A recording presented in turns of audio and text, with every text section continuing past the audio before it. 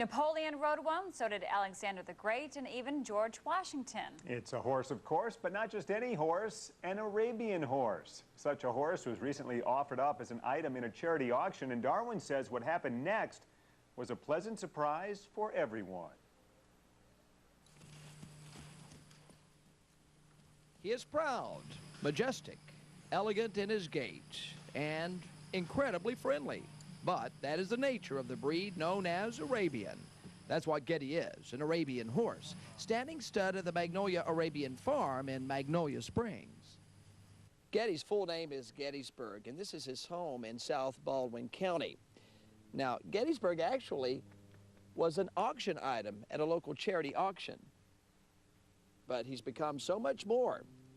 Just ask the person who bought him. They're beautiful animals, and they're so loving, and they are good race horses too. And that's far more than Mobile dentist Byron Scott knew about Arabian horses the day he went to the Grand Hotel in Point Clear. The event was a charity golf tournament and auction to benefit the Ronald McDonald House, a place of comfort for families who are dealing with severely ill children. What happened next surprised Dr. Scott perhaps more than anyone there. The bidding started, nobody would bid.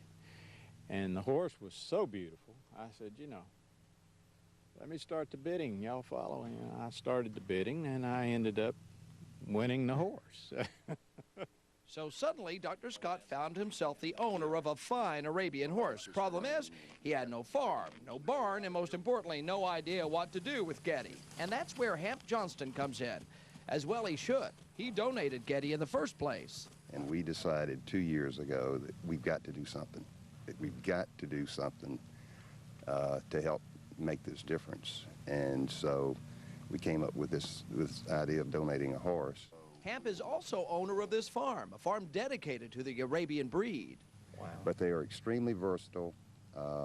They're very smart. They have to be around people. Hamp and Dr. Scott worked out a deal. Getty would be boarded here at the farm. Hamp even took Dr. Scott to Delaware to see Arabian horses race, and that's when Dr. Scott really caught the Arabian bug, becoming friends with other admirers and forming a group of friends who invested in 4 more of the breed. But the whole idea originally was to help the children, and then by doing that, I have gotten rewarded in exchange for that. I was rewarded many times over, not only in friends, a little bit of money included, but just a new interest in life. Now this is one of Getty's offspring, and could very well be the next star on the racetrack, right? Right? At Magnolia Arabian Farms in Magnolia Springs, here's Darwin, NBC 15 News.